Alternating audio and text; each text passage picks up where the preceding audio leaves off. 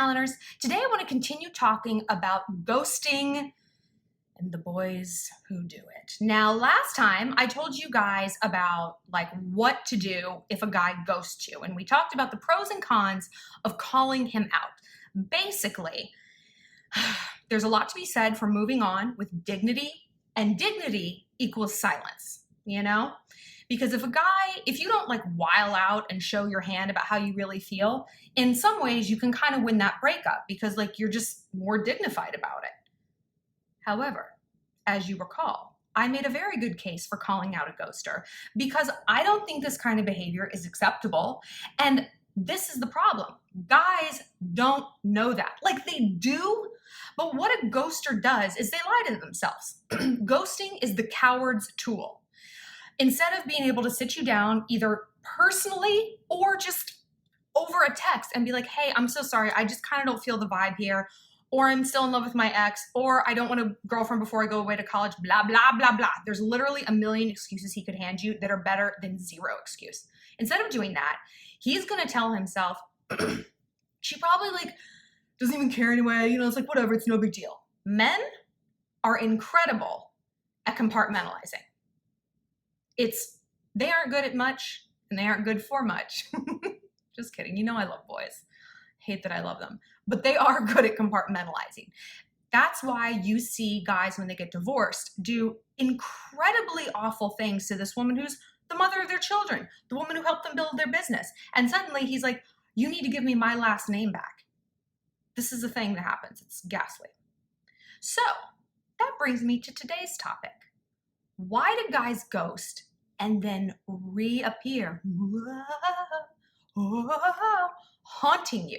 And maybe they'll reappear in several different forms, as specters and demons often takes different forms.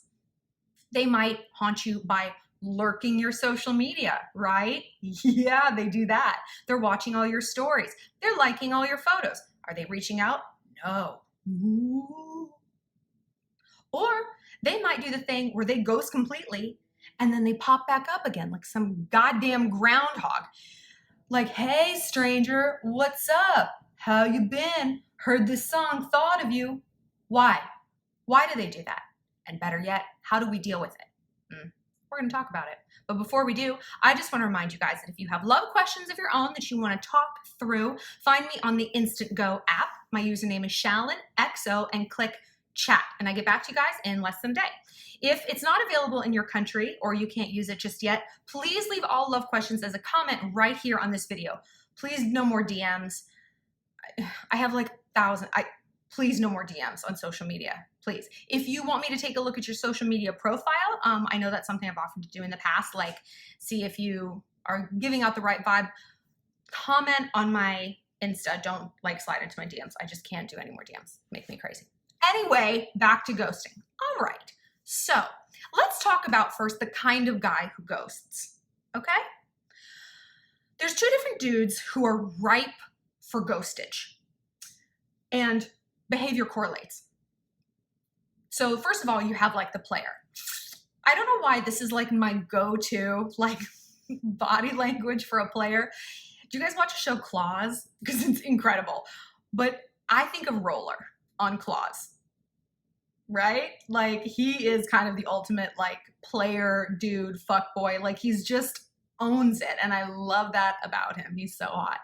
But that's one kind of guy who in the back of your mind, he is here for a good time, girl, not a long time. And when he gets what he wants, whether that's sex or even sometimes just the knowledge that you want him back, sometimes that's all dudes like that need. They're check, conquered, moving on. He's gonna dip. That's the kind of guy who haunts. That's the kind of guy who's not even your DMs. He's in your notifications, sort of. He's just squirreling around here and there. Then you have the guy who does this thing where I call it love bombing. Well, I don't call it that. I think a psychologist calls it that, but I'm using it. It's they blanket you with this inappropriate amount of affection way too soon. They're clingy. They're gushy. They're maybe saying, I love you within the first few days or weeks or, and it just, you're huh, there's something about you that is just like, like disgusted and repulsed. And that thing that you don't like, and that reason you're recoiling is your intuition, because you know that this kind of behavior is not okay. It's indicative of a kind of unhinged person, because what love is consistent. Love is also quiet. It's exciting and it feels amazing, but it's not this like this mad, like vomiting of emotion all over the other person.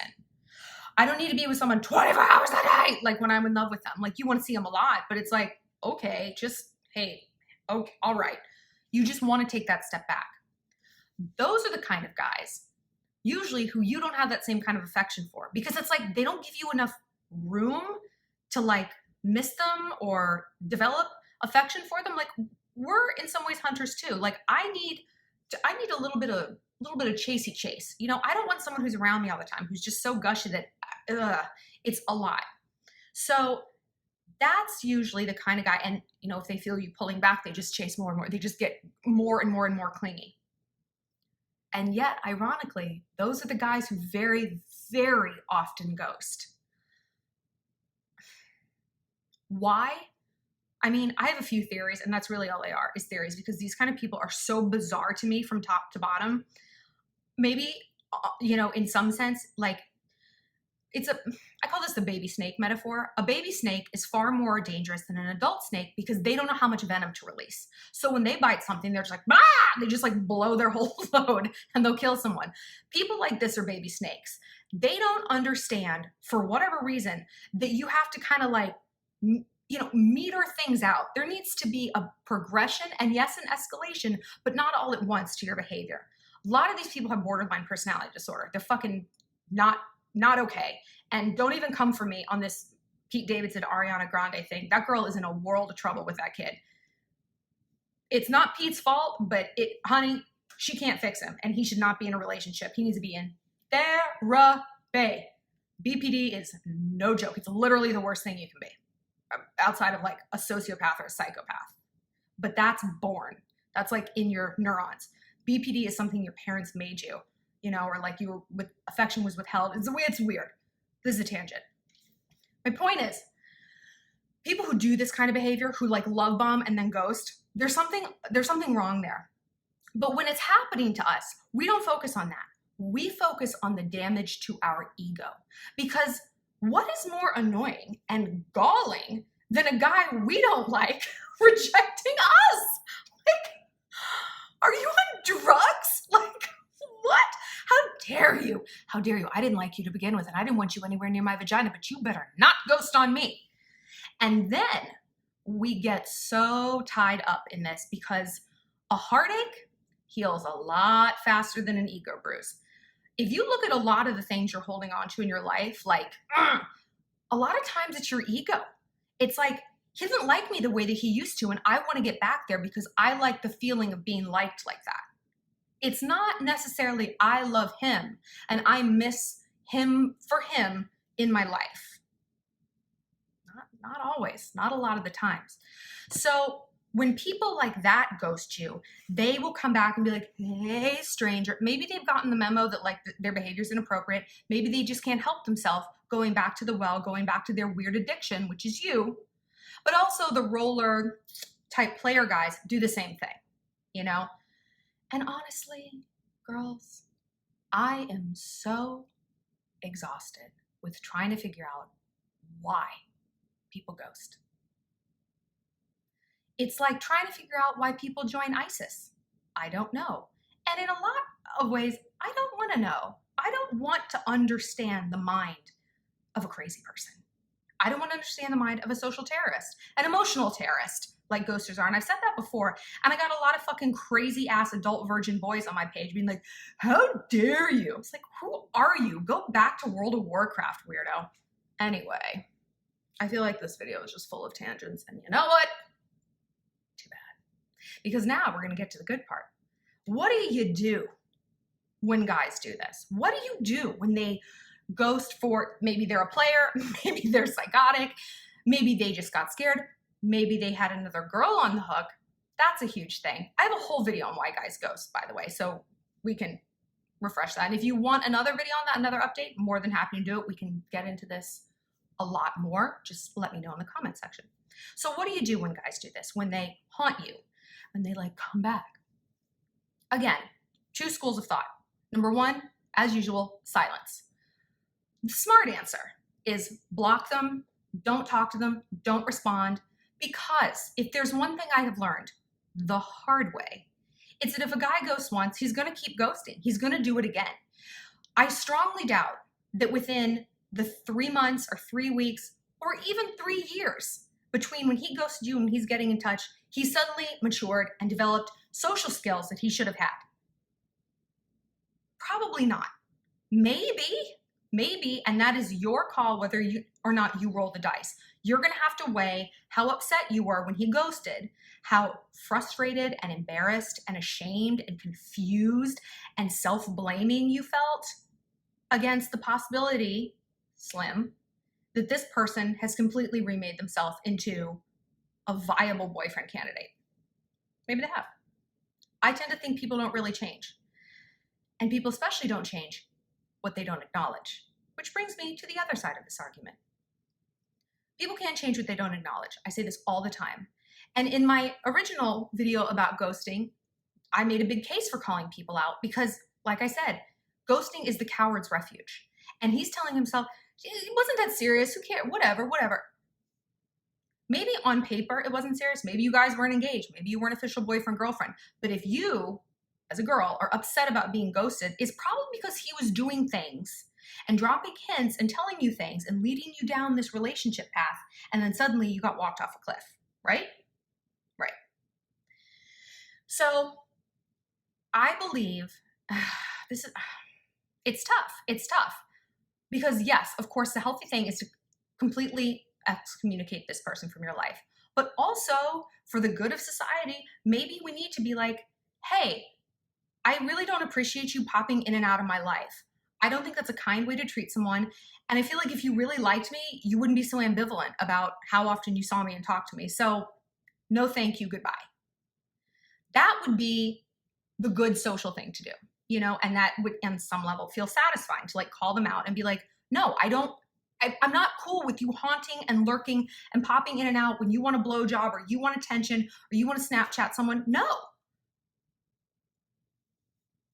However, though, we get upset when people ghost us because we like them, assuming they're not this creepy love bomber and it's an ego thing. If it's someone you genuinely liked and they suddenly dropped out of your life, it's devastating. It's devastating because you were seeing a future and they were seeing exit signs.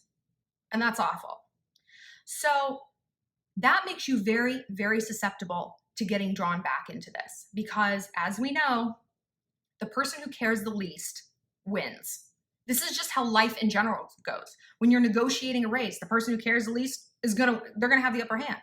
So for you to get drawn into a conversation with this ghoster, you're probably gonna do it hoping deep down that he is gonna say something that's gonna redeem it and turn it all around. Again, maybe he will. Maybe he will. But like I said, you have to kind of consider the worst case scenario. Are you ready to start this clock all over again from zero? The hurt clock, boop, we're doing this shit again. I don't know. Sometimes my answer was like, yes, I am. I'm ready to be hurt again because I really loved this person and I really wanted things to go better. Did they? What do you think? What do you think? No, they did not. They just kept repeating, cycling again and again. Ghost reappear, ghost reappear, ghost reappear. Where did he go in the meantime? Probably where all demons go when they're not active, back to hell. So I finally was like, I can't do this. Like, you need to be in my life or not. And he's like, well, I'm moving away. And I was like, oh, fine. I didn't even bother to listen to the rest of his explanation because it wasn't a yes. And if it's not a hell yes, it's a hell no.